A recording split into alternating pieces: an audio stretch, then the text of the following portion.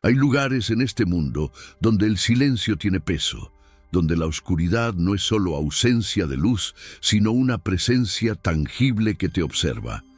En 1987, un guía turístico descendió a las cavernas de San Miguel en el norte de México. Su nombre era Tomás Cervera, tenía 32 años y nunca volvió a ver la luz del sol. Pero lo más perturbador no es que desapareciera, sino que su voz nunca dejó de escucharse en la profundidad. Durante 35 años, excursionistas, espeleólogos y lugareños juraron oír su misma voz llamando desde las entrañas de la tierra. Algunos decían que pedía auxilio, otros que advertía peligros, y unos pocos afirmaban que revelaba secretos que nadie debería conocer. La verdad permaneció enterrada bajo toneladas de piedra caliza hasta que en 2022 un equipo de rescate encontró algo que cambiaría para siempre la historia oficial de su desaparecimiento. Algo que demostraría que Tomás Cervera nunca dejó de guiar, incluso después de morir. Si quieres descubrir historias como esta que desafían toda explicación, suscríbete a Ecos del Silencio y activa las notificaciones. Lo que vamos a revelar hoy podría estar más cerca de tu realidad de lo que imaginas. Las cavernas de San Miguel se extienden como venas oscuras bajo la Sierra Madre Oriental. Tienen más de 12 kilómetros de galerías catalogadas, aunque los lugareños aseguran que el sistema es mucho más extenso de lo que los mapas oficiales muestran. Durante el siglo XIX, estas cuevas fueron utilizadas como refugio por bandidos y revolucionarios. Se dice que Pancho Villa escondió oro en alguna de sus recámaras más profundas, aunque nadie ha podido confirmarlo. La entrada principal es una boca de roca que se abre en la ladera de un cerro cubierto de matorrales secos y nopales retorcidos. Cuando el viento sopla desde cierta dirección, la caverna produce un gemido bajo y prolongado que los habitantes de la zona llaman el suspiro de los olvidados. En 1985, el gobierno estatal decidió convertir parte de las cavernas en un atractivo turístico. Se instalaron luces eléctricas en los primeros 500 metros. Se construyeron barandales de seguridad y se trazó un circuito guiado que duraba aproximadamente 2 horas. Para dirigir los recorridos, contrataron a Tomás Cervera. Tomás había crecido en San Miguel del Milagro, el pueblo más cercano a las cavernas. Era hijo de un minero que murió en un derrumbe cuando él tenía 12 años. Su madre, una mujer callada y religiosa, trabajaba limpiando la iglesia del pueblo. Tomás conocía las cavernas desde niño. Solía explorarlas con sus amigos, aventurándose más allá de donde la luz del día alcanzaba. Tenía un don natural para orientarse en la oscuridad. Podía sentir las corrientes de aire, interpretar el sonido de las gotas de agua, reconocer la textura de las paredes con solo tocarlas. Los viejos del pueblo decían que Tomás tenía la memoria de la piedra, que la montaña le hablaba de formas que otros no podían entender. Era un hombre de estatura media, delgado pero fuerte, con manos callosas y una sonrisa amable que ponía nerviosos a los turistas más aprensivos. Tenía una voz grave y pausada, perfecta para contar las leyendas que acompañaban cada formación rocosa del recorrido. Hablaba de estalactitas que parecían santos, de salones donde se escuchaban ecos imposibles, de lagos subterráneos habitados por peces ciegos que, según él, llevaban siglos sin ver el sol. Su rutina era monótona, pero satisfactoria. Cada día hacía 3 recorridos. Uno a las 9 de la mañana, otro al mediodía y el último a las 4 de la tarde. Entre turnos, esperaba en una pequeña oficina construida junto a la entrada de la caverna. Leía novelas de aventuras, fumaba cigarrillos sin filtro y compartía café con los otros 2 guías que trabajaban con él. Roberto Salinas, un hombre mayor con problemas de rodillas que solo hacía el recorrido matutino, y Patricia Ugalde, una mujer joven recién egresada de la universidad que soñaba con convertirse en geóloga profesional. Los tres habían desarrollado una camaradería tranquila, basada en el respeto mutuo y las largas horas de espera en la soledad del cerro. Patricia era quien más confianza le tenía a Tomás. Decía que él conocía pasajes secretos de las cavernas que no aparecían en ningún mapa oficial. Tomás nunca lo confirmó ni lo negó. Simplemente sonreía y miraba hacia la entrada oscura de la cueva como si guardara un secreto que solo él y la montaña compartían. Durante 1986 y principios de 1987, el turismo en las cavernas de San Miguel fue modesto, pero constante. Llegaban principalmente familias de ciudades cercanas, algunos estudiantes de geología y ocasionalmente grupos de excursionistas más aventureros que preguntaban por las secciones no exploradas. Tomás siempre respondía lo mismo. Las áreas no iluminadas eran peligrosas, estaban prohibidas y cualquier intento de acceder a ellas sin autorización oficial resultaría en multas severas. Pero todos notaban algo en su tono de voz, una advertencia que iba más allá del protocolo burocrático. Era como si conociera peligros específicos que prefería no mencionar en voz alta. Los días transcurrían con la predecible monotonía del trabajo rutinario. El sol salía sobre la sierra, las puertas de la caverna se abrían a las 8:30 de la mañana. Los turistas llegaban, descendían, admiraban, tomaban fotografías con cámaras de rollo, subían de vuelta, compraban recuerdos baratos en el pequeño puesto junto a la entrada y se marchaban. Al final de cada jornada, los guías cerraban las rejas metálicas de la entrada principal y conducían de regreso al pueblo. La montaña quedaba en silencio hasta el día siguiente, pero en las últimas semanas de abril de 1987, algo comenzó a cambiar. Tomás llegaba temprano, más temprano de lo habitual. Se le veía distraído, como si escuchara algo que los demás no podían percibir. Patricia notó que pasaba largos minutos con la mirada perdida en la entrada de la caverna, ignorando a los turistas que esperaban para comenzar el recorrido. Roberto comentó que Tomás había pedido autorización para explorar las secciones más profundas del sistema, aquellas que llevaban años clausuradas por considerarse inestables. La dirección del parque había rechazado su solicitud. No dieron razones específicas. Solo dijeron que era demasiado peligroso y que no había presupuesto para medidas de seguridad adicionales. Tomás aceptó la negativa sin protestar, pero Patricia juró que esa misma tarde lo vio estudiando un mapa antiguo de las cavernas, uno que ella nunca había visto antes, con trazos a mano y anotaciones en lo que parecía ser un idioma indígena desconocido. El comportamiento de Tomás se volvió cada vez más extraño. Empezó a hacer preguntas inquietantes a los turistas durante los recorridos. Les preguntaba si escuchaban algo más allá del eco de sus propios pasos, si sentían una presencia observándolos desde las partes oscuras de la cueva, si alguna vez habían soñado con estar atrapados bajo tierra sin poder respirar. Los visitantes se sentían incómodos.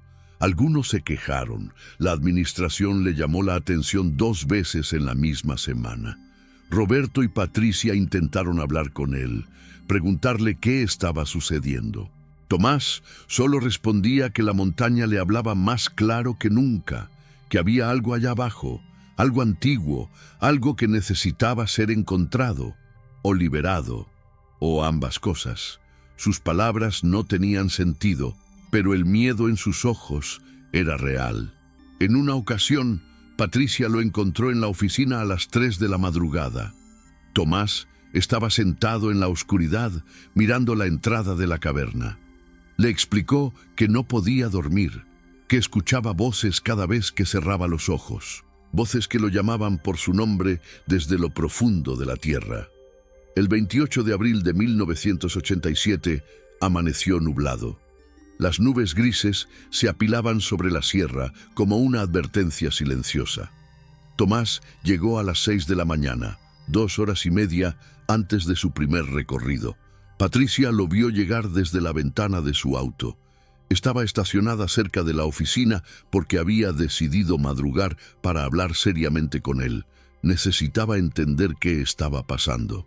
Cuando se acercó, notó que Tomás llevaba una mochila mucho más grande de lo habitual. También traía equipo que no formaba parte del protocolo oficial: cuerdas de escalada, un arnés desgastado, linternas adicionales, pilas de repuesto y una brújula antigua que parecía tener décadas de uso. Patricia le preguntó qué planeaba hacer. Tomás la miró con una expresión que ella describió años después como una mezcla de determinación y terror.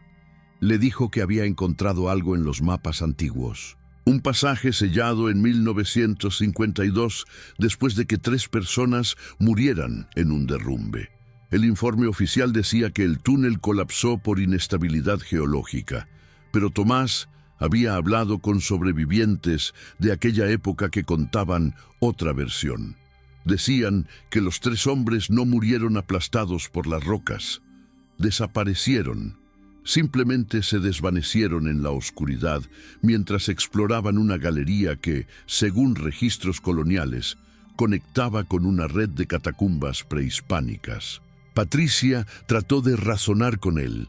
Le recordó que estaba prohibido entrar a las secciones clausuradas, que podía perder su trabajo, que era peligroso. Tomás escuchó en silencio y luego le hizo una pregunta que ella nunca olvidaría. ¿Alguna vez has sentido que tu vida no tiene sentido porque no has cumplido con algo importante que no sabes qué es? Patricia no supo qué responder. Tomás continuó explicando que desde niño sentía que las cavernas lo llamaban, que había un propósito oculto en los laberintos de piedra, que si no exploraba ese pasaje sellado, viviría el resto de su vida sabiendo que dejó incompleto lo único que realmente importaba. Sus palabras tenían el peso de una confesión final. Patricia sintió un escalofrío recorrerle la espalda. Trató de convencerlo una vez más, pero Tomás ya había tomado su decisión. Le pidió que no dijera nada hasta las 10 de la mañana. Para entonces, él ya habría explorado el pasaje y vuelto. Si a las 10 no había regresado, entonces podía avisar a las autoridades. Patricia aceptó, aunque hasta el día de hoy se arrepiente de esa decisión. Tomás entró a la caverna a las 6:40 de la mañana. Llevaba consigo su equipo de exploración, una libreta para tomar notas y una grabadora de casete que utilizaba para registrar observaciones durante sus recorridos turísticos. Patricia lo vio descender por el sendero iluminado hasta que la oscuridad lo devoró completamente. El silencio que siguió fue absoluto.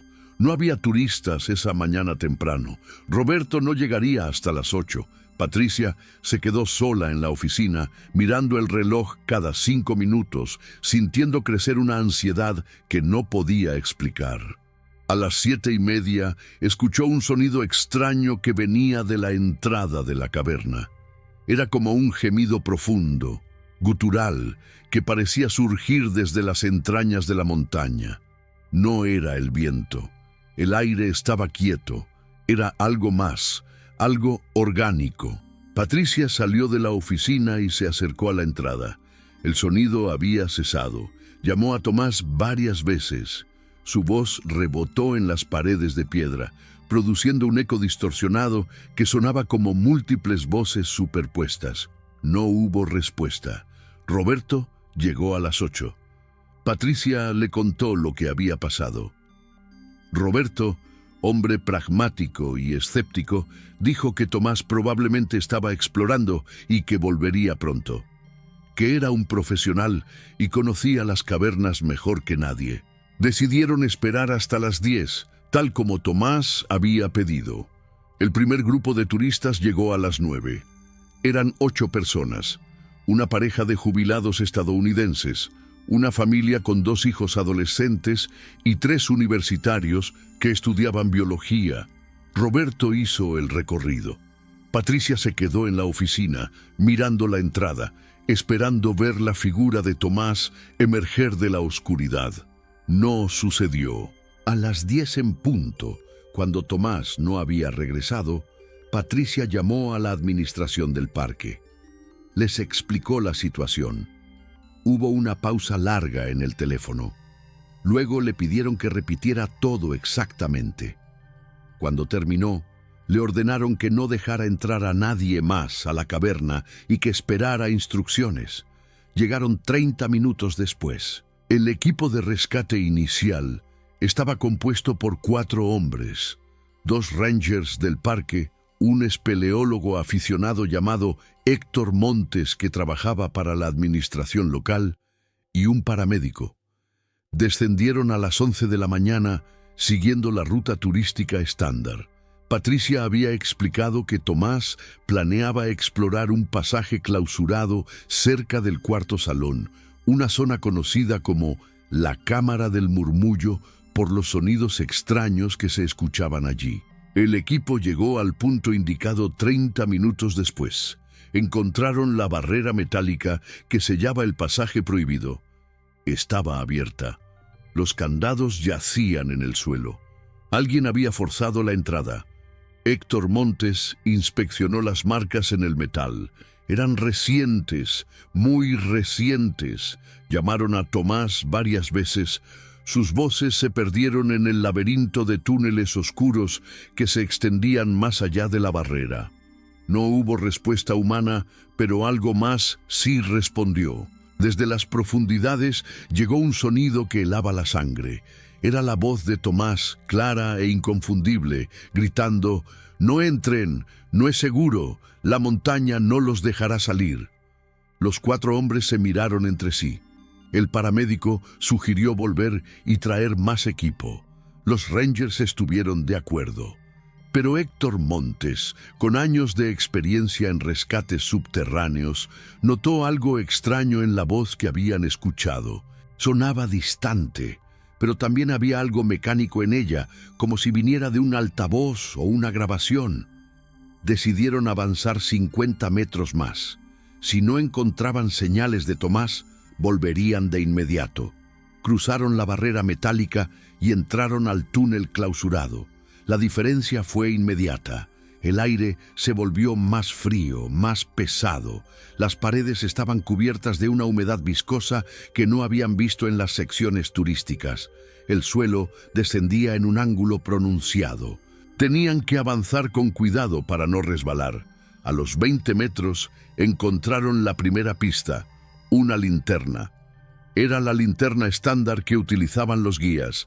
Tenía las iniciales TC grabadas en el mango. Era de Tomás. Las pilas estaban muertas. Continuaron. El túnel se estrechaba y ampliaba de forma irregular. Pasaron por una cavidad donde las estalactitas colgaban tan bajas que tenían que agacharse para avanzar. El sonido de sus pasos era absorbido por la piedra de una manera antinatural. No había ecos, solo un silencio denso, sofocante. A los 40 metros, Héctor se detuvo abruptamente. Los demás chocaron contra él. Les hizo una seña para que guardaran silencio. Todos escucharon. Desde algún lugar más adelante, desde las profundidades invisibles del túnel, llegaba otra vez la voz de Tomás. Pero esta vez no gritaba. Hablaba tranquilamente, como si estuviera dando una explicación a un grupo de turistas. Aquí pueden ver las formaciones calcáreas del período Cretácico. Noten la textura estriada de las paredes. Esto indica corrientes de agua subterránea que desaparecieron hace milenios. Si miran hacia arriba, verán que el techo de esta cámara tiene marcas de herramientas antiguas. Alguien estuvo aquí mucho antes que nosotros. Alguien que sabía lo que buscaba. El equipo de rescate avanzó hacia la voz. El túnel se abrió en una cámara amplia, circular, de aproximadamente 20 metros de diámetro. El techo era alto, perdiéndose en la oscuridad que sus linternas no podían penetrar completamente. El suelo estaba cubierto de piedras sueltas y polvo acumulado durante décadas. En el centro de la cámara había una formación extraña, una columna natural de piedra que parecía haber sido modificada. Tenía tallas que no eran geológicas, símbolos, patrones geométricos, rostros estilizados con ojos vacíos. Héctor reconoció algunos de los símbolos. Eran similares a los encontrados en sitios arqueológicos de culturas prehispánicas del norte de México, específicamente de pueblos que habitaron la región antes de la llegada de los españoles. Pero había algo más. Los símbolos estaban dispuestos de tal manera que parecían formar un mensaje o una advertencia. Héctor sacó su cámara y empezó a tomar fotografías. Fue entonces cuando escucharon la voz de Tomás otra vez. Esta vez venía de múltiples direcciones simultáneamente, como si el sonido rebotara de maneras imposibles. No deberían estar aquí. Yo tampoco debería haber venido.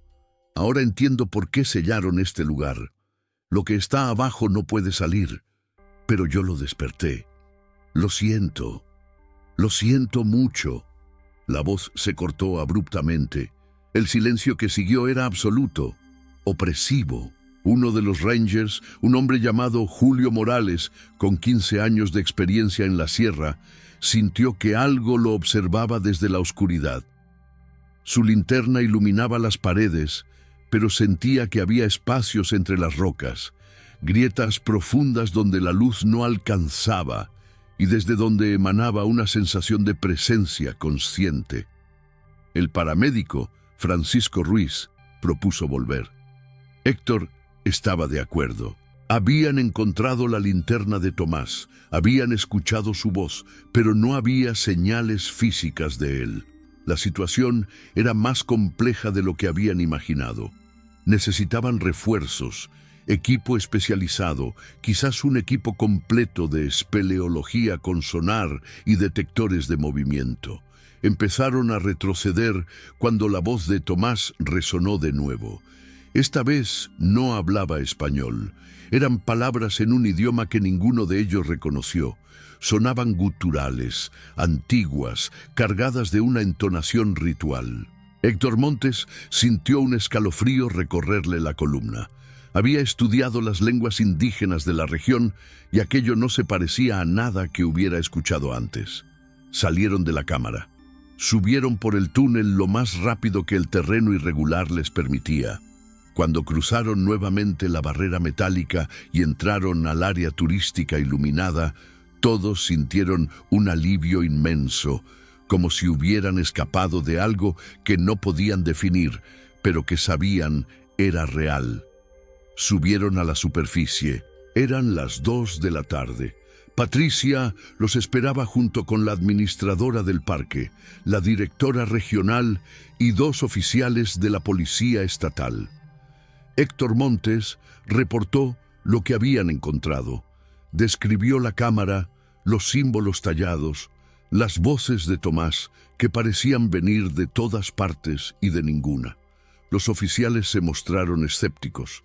Uno de ellos, un hombre corpulento con bigote espeso llamado Capitán Mendoza, sugirió que tal vez Tomás había llevado una grabadora y la había activado en diferentes puntos de la caverna para causar confusión. Héctor respondió que eso no explicaba cómo las voces sonaban tan claras y en múltiples lugares simultáneamente cuando ellos solo habían encontrado una linterna. La dirección decidió esperar hasta el día siguiente para organizar una búsqueda más amplia. Traerían un equipo especializado de la capital, con equipo de comunicación subterránea, sondas y detectores térmicos.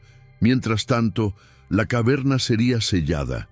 Nadie entraría ni saldría hasta que comenzara la operación oficial. Patricia protestó.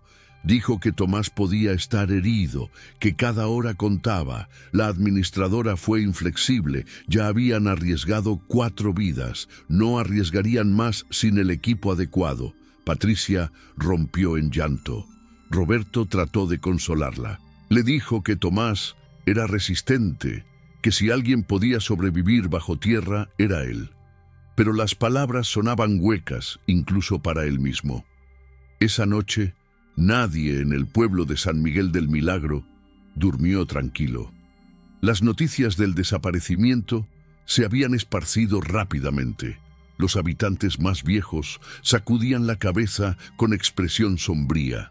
Recordaban las historias que sus abuelos contaban. Historias sobre la montaña que se tragaba a quienes se adentraban demasiado. Historias sobre voces que llamaban desde las profundidades. Historias que siempre habían considerado leyendas hasta esa noche.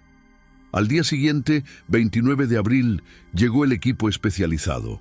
Eran 8 personas, 4 espeleólogos profesionales, 2 técnicos en comunicaciones subterráneas, un arqueólogo enviado por el Instituto Nacional de Antropología e Historia que había escuchado sobre los símbolos tallados, y un médico forense.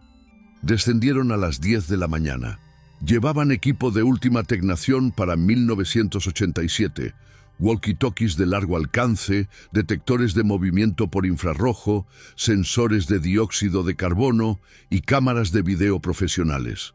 El plan era simple: llegar a la cámara central, documentar todo, buscar señales de Tomás y determinar si era seguro continuar explorando los túneles que se ramificaban desde allí. Lo que encontraron superó todas sus expectativas y convirtió el caso en uno de los misterios más desconcertantes en la historia de la espeleología mexicana. La cámara central estaba exactamente como el primer equipo la había descrito. La columna tallada con símbolos antiguos, las herramientas de piedra abandonadas en el suelo. Pero había algo nuevo. En el centro de la cámara, justo frente a la columna, estaba la mochila de Tomás. No había estado allí el día anterior. Héctor Montes, que formaba parte del nuevo equipo, podía jurarlo. La habían buscado específicamente y la cámara estaba vacía excepto por la formación rocosa central. Ahora la mochila estaba ahí, cerrada, intacta, como si alguien la hubiera colocado cuidadosamente durante la noche. El líder del equipo, un espeleólogo experimentado llamado Dr. Fernando Alcántara, se acercó con precaución. Los detectores de movimiento no habían registrado nada. Los sensores de carbono indicaban que el aire era respirable. No había señales de vida humana aparte de ellos mismos. Alcántara abrió la mochila. Dentro encontraron las cuerdas de escalada perfectamente enrolladas, las pilas de repuesto sin usar, la brújula antigua intacta, la libreta de notas de Tomás con sus últimas observaciones y la grabadora de casete. El arqueólogo, un hombre llamado Dr. Ramírez, tomó la libreta. Las últimas entradas eran inquietantes. Tomás había escrito sobre encontrar un pasaje que no aparecía en ningún mapa. Describía una escalera tallada en la roca que descendía en espiral hacia profundidades desconocidas. Escribió sobre símbolos que brillaban tenuemente en la oscuridad, como si la piedra misma emitiera luz. En su última entrada, con letra temblorosa, había escrito: «Ya no estoy solo aquí. Algo me acompaña, algo que ha estado esperando. Escucho mi propia voz respondiendo mis preguntas antes de hacerlas. El tiempo no funciona igual en este lugar. Voy a descender por la escalera. Si encuentran esto, díganle a mi madre que la amo. Y díganle a Patricia que tenía razón. Algunos secretos deben permanecer enterrados». El doctor Alcántara tomó la grabadora. Era un modelo Sony TC-55 común en la época. La cinta estaba al final. Alguien la había escuchado completa recientemente, o había sido grabada hasta el final. Alcántara rebobinó. Presionó play. La voz de Tomás llenó la cámara. La grabación comenzaba normalmente. Tomás describía su descenso, sus observaciones, la temperatura del aire, la humedad, la formación de las rocas. Su voz sonaba tranquila, profesional, pero gradualmente comenzó a cambiar. Se volvió más lenta, más profunda. Empezó a hacer pausas largas entre palabras y luego, aproximadamente a los 15 minutos de grabación, Tomás dejó de hablar español. Comenzó a hablar en ese idioma antiguo que el primer equipo había escuchado. Las palabras fluían con una fluidez que indicaba que no estaba leyendo ni repitiendo. Estaba conversando, como si alguien le respondiera, pero en la grabación solo se escuchaba su voz. La grabación continuó durante otros 20 minutos. Tomás alternaba entre español y el idioma desconocido. En español, describía lo que veía, una escalera que descendía más allá de lo que su linterna alcanzaba a iluminar. Paredes cubiertas de pictogramas que representaban figuras humanoides con cabezas elongadas. Cámaras laterales llenas de huesos, no huesos humanos, huesos de algo más grande, más extraño. En el minuto 32 de la grabación, Tomás dejó de caminar. Se le escuchaba respirar agitadamente. Luego dijo, con una voz que ya no parecía la suya, sino una distorsión de ella: he llegado al final. No hay final. Es un círculo.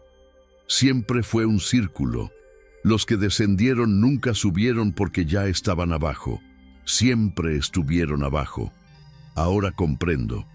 La montaña no es un lugar, es un estado, y yo ya no estoy en el tiempo que conocía. La grabación terminó abruptamente con un sonido metálico, como si la grabadora hubiera caído al suelo. Luego, silencio. Los 8 miembros del equipo se quedaron inmóviles en la cámara, procesando lo que acababan de escuchar. El doctor Ramírez fue el primero en hablar. Dijo que necesitaba analizar los símbolos de la columna inmediatamente, que había visto patrones similares en códices prehispánicos relacionados con rituales de tránsito al inframundo, que las culturas antiguas de la región creían que existían portales físicos entre el mundo de los vivos y el mundo de los muertos, que esos portales no eran metafóricos, eran lugares reales, tangibles, ocultos en cavernas y cenotes.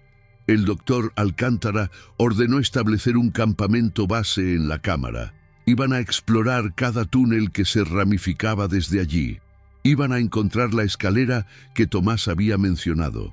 Iban a encontrar a Tomás, o, al menos, respuestas sobre qué había sucedido. La búsqueda se extendió durante 2 semanas. El equipo exploró 17 túneles diferentes que se ramificaban desde la cámara central. Encontraron cámaras nunca documentadas, lagos subterráneos de aguas cristalinas, formaciones minerales de belleza extraordinaria. Pero no encontraron la escalera que Tomás describió. No encontraron los pictogramas con figuras de cabezas elongadas. No encontraron las cámaras llenas de huesos extraños. Pero todas las noches, cuando el equipo se retiraba a la superficie, las grabadoras que dejaban activadas en diferentes puntos de la caverna registraban lo mismo. La voz de Tomás Cervera dando su discurso turístico estándar, explicando las formaciones geológicas, contando las leyendas locales, advirtiendo sobre los peligros de alejarse del grupo. Las grabaciones eran tan claras que varios miembros del equipo admitieron que se despertaban por las noches creyendo escuchar su voz llamándolos desde la montaña. La investigación oficial concluyó el 15 de mayo de 1987. El veredicto fue desaparición por causas desconocidas. Tomás Cervera fue dado por muerto legalmente 6 meses después. Su madre, destrozada por el dolor, insistió en que su hijo seguía vivo en algún lugar bajo tierra. Murió 2 años después sin haber aceptado nunca su pérdida. Patricia Ugalde abandonó su sueño de convertirse en geóloga. Nunca volvió a entrar a una caverna. Roberto Salinas se jubiló anticipadamente. Las cavernas de San Miguel fueron clausuradas al público por razones de seguridad. Permanecieron cerradas durante 3 años. Cuando finalmente reabrieron en 1990, solo permitían recorridos supervisados en las secciones más superficiales. La cámara central y todos los túneles profundos quedaron sellados con concreto reforzado, oficialmente para prevenir accidentes. extraoficialmente, porque los nuevos guías se negaban a descender más allá de los primeros 500 metros. Todos reportaban lo mismo. Escuchaban la voz de Tomás Cervera dando explicaciones sobre formaciones rocosas que ya no existían o que nunca habían estado ahí. Los años pasaron y el caso se convirtió en leyenda local. Los habitantes de San Miguel del Milagro contaban la historia a turistas curiosos. Algunos la exageraban, añadiendo detalles sobrenaturales. Otros la minimizaban, diciendo que Tomás simplemente se perdió y murió en algún túnel colapsado que nunca fue encontrado. Pero había consenso en un punto. Quienes descendían a las cavernas de San Miguel siempre escuchaban algo, una voz distante, un susurro, un eco que no debería estar ahí. Los guías turísticos aprendieron a ignorarlo. Los visitantes lo atribuían a efectos acústicos naturales. Pero los espeleólogos, que seguían estudiando el sistema de cavernas en las décadas siguientes, sabían que había algo más. En 1995, un equipo de investigadores franceses especializados en acústica subterránea llegó a San Miguel. Habían leído sobre el caso de Tomás Cervera en revistas especializadas. Querían estudiar los fenómenos sonoros de las cavernas. Instalaron micrófonos de alta sensibilidad en diferentes puntos del sistema. Grabaron durante 72 horas continuas. Cuando analizaron las grabaciones en sus laboratorios en París, encontraron algo extraordinario.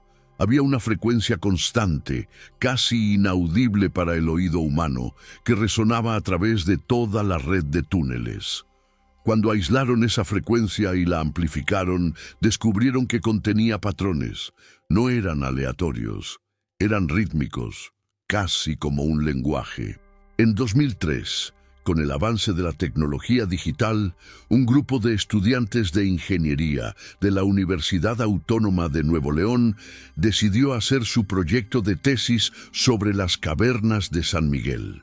Su enfoque era crear un mapa tridimensional completo del sistema utilizando sonar y láser. Obtuvieron permisos especiales para acceder a las secciones selladas. Cuando procesaron los datos, encontraron algo que no debería ser posible. El sistema de cavernas era mucho más extenso de lo documentado oficialmente. Había toda una red de túneles que descendían a profundidades que no aparecían en ningún registro. El problema era que, según sus mediciones, esas secciones deberían estar por debajo del nivel del manto rocoso estable. Geológicamente, no deberían existir cavidades naturales a esas profundidades en ese tipo de formación. Sin embargo, el sonar las detectaba claramente. Más inquietante aún, sus instrumentos registraban movimiento en esos túneles profundos. No movimiento de agua o aire, movimiento de algo sólido, algo que se desplazaba. Los años continuaron. Las cavernas de San Miguel seguían siendo una atracción turística modesta, pero constante. Los guías nuevos, que no habían conocido a Tomás Cervera, escuchaban las historias pero las consideraban exageraciones. Hasta que ellos mismos comenzaban a escuchar la voz. Siempre la misma voz, siempre el mismo tono pausado y educativo, siempre hablando de formaciones geológicas, de leyendas locales, de peligros ocultos. En 2015, una guía llamada Sofía Méndez reportó algo diferente.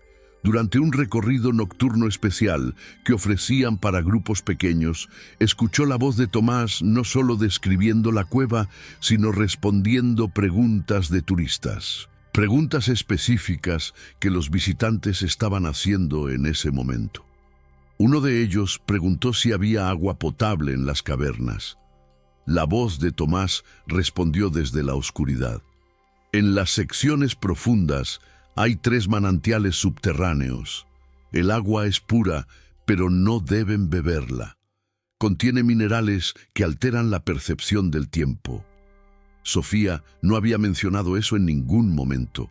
De hecho, ella no sabía nada sobre manantiales en las secciones profundas. Cuando investigó después, encontró reportes antiguos que mencionaban exactamente 3 manantiales, todos clausurados por contaminación mineral en 1989. El verdadero giro en la historia llegó en marzo de 2022. Un terremoto de magnitud 5.8 sacudió la región. No fue devastador, pero causó derrumbes menores en varios puntos de las cavernas. El gobierno estatal envió un equipo de ingenieros para evaluar daños estructurales y determinar si era seguro reabrir al público. Entre los ingenieros estaba el hijo del doctor Fernando Alcántara, el espeleólogo que había liderado la búsqueda de Tomás en 1987. Su nombre era Daniel Alcántara, tenía 42 años y había crecido escuchando la historia de su padre sobre el guía desaparecido. Cuando descendió a inspeccionar los daños, descubrió que uno de los derrumbes había abierto un pasaje que había estado sellado con concreto desde 1987. Era uno de los túneles que se ramificaban desde la cámara central. Daniel notificó a su equipo y, siguiendo todos los protocolos de seguridad, decidió explorarlo. El túnel descendía en un ángulo pronunciado. Las paredes mostraban marcas de herramientas modernas, habían sido reforzadas con soportes metálicos en algún momento del pasado. Daniel avanzó 100 metros y el túnel se abrió en una cámara pequeña. Lo que vio lo dejó paralizado. En el centro de la cámara había un campamento improvisado, una manta térmica, latas de comida vacías oxidadas, pilas de linterna agotadas y una pared cubierta de escritura. Alguien había usado carbón para escribir directamente sobre la piedra. La caligrafía era errática, desesperada. Daniel se acercó y comenzó a leer. Las primeras líneas decían: «Mi nombre es Tomás Cervera. Si encuentras esto, ya han pasado años. Para mí, solo han pasado días. El tiempo no funciona igual aquí. He intentado salir, pero los túneles cambian. Cada vez que regreso al mismo punto, la ruta es diferente. He encontrado otros aquí. Los 3 hombres que desaparecieron en 1952. Están vivos, o algo que parece vida.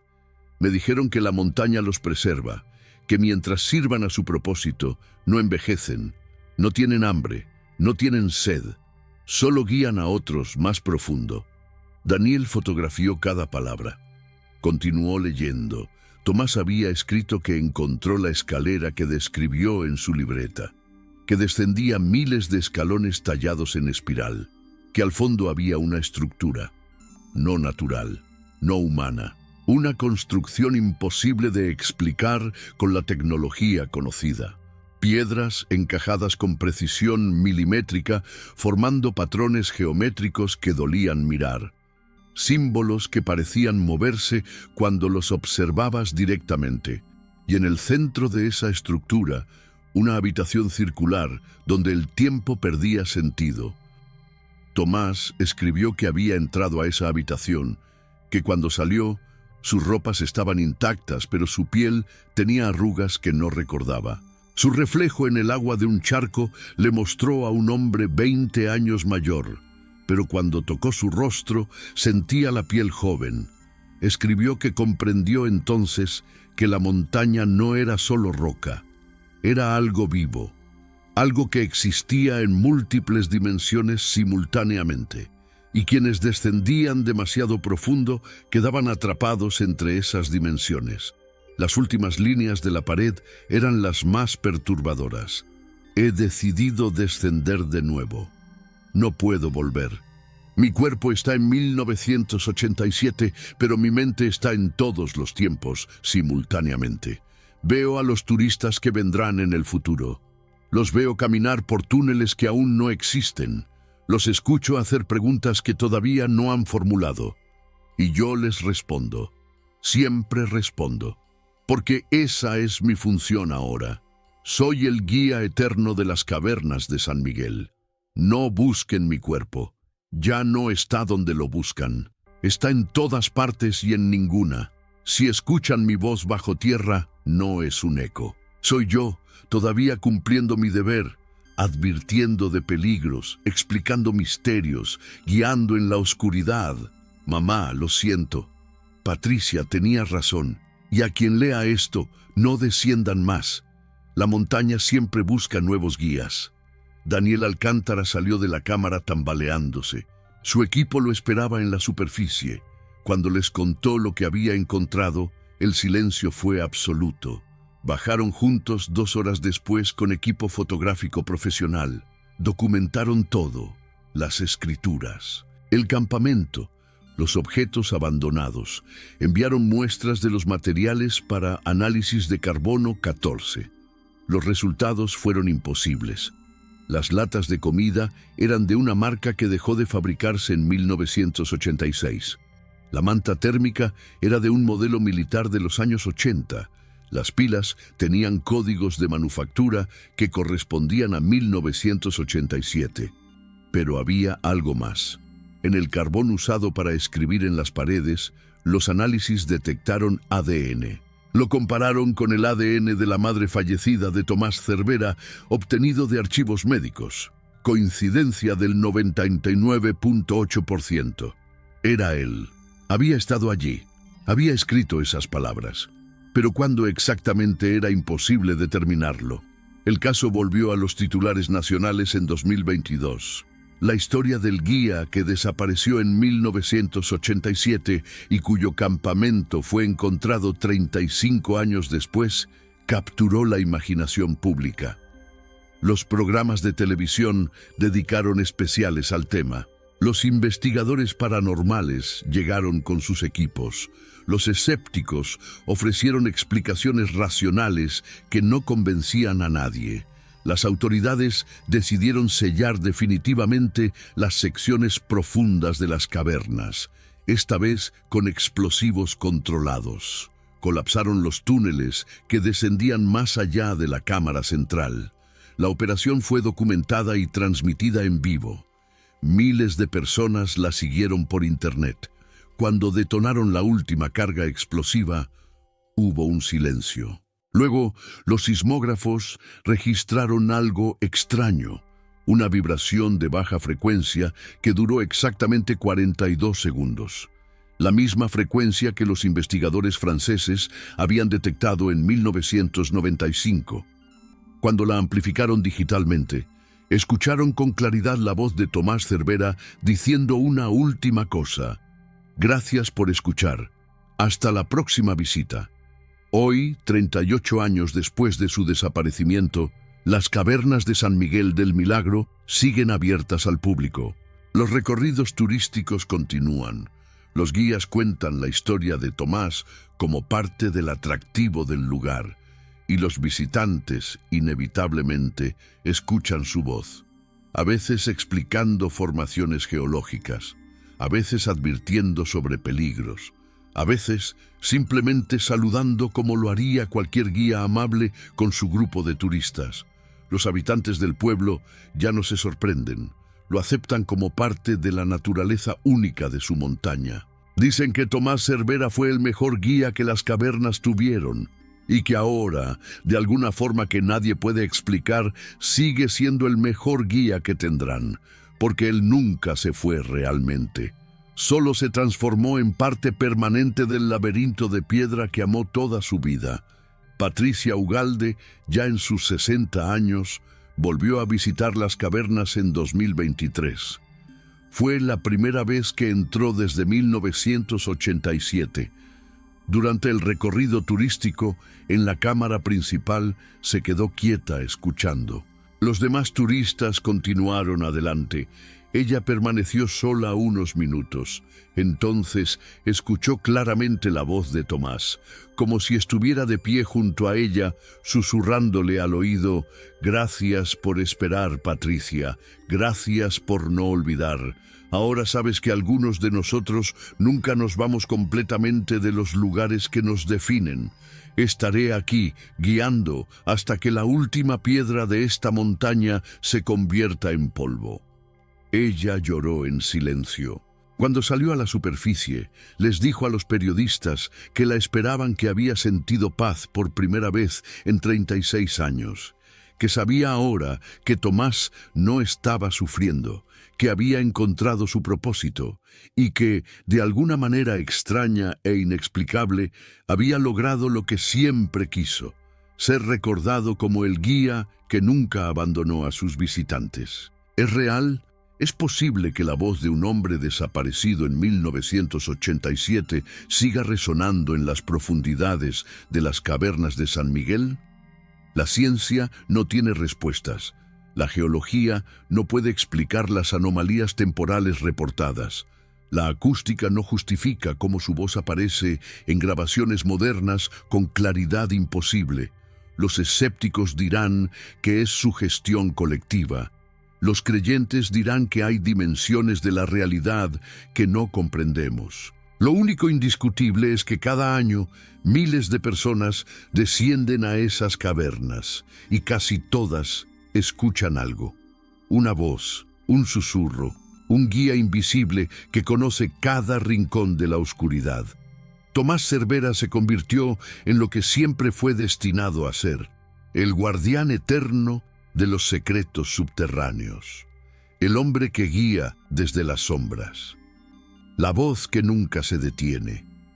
Y su historia nos recuerda que hay lugares en este mundo donde las reglas que conocemos no aplican, donde el tiempo se dobla, donde los desaparecidos nunca se van del todo, solo se transforman en algo más. Si alguna vez visitas las cavernas de San Miguel del Milagro, presta atención.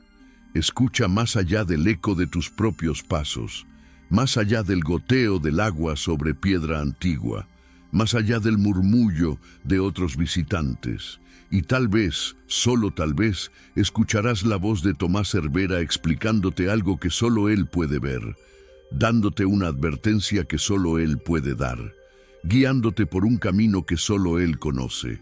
Porque algunas personas no desaparecen, solo encuentran su verdadero propósito en lugares donde nadie más puede seguirlos. Y desde ahí continúan cumpliendo su misión, para siempre, en la oscuridad, bajo tierra, donde su voz aún resuena. Si esta historia te ha mantenido al borde de tu asiento, no olvides suscribirte a Ecos del Silencio.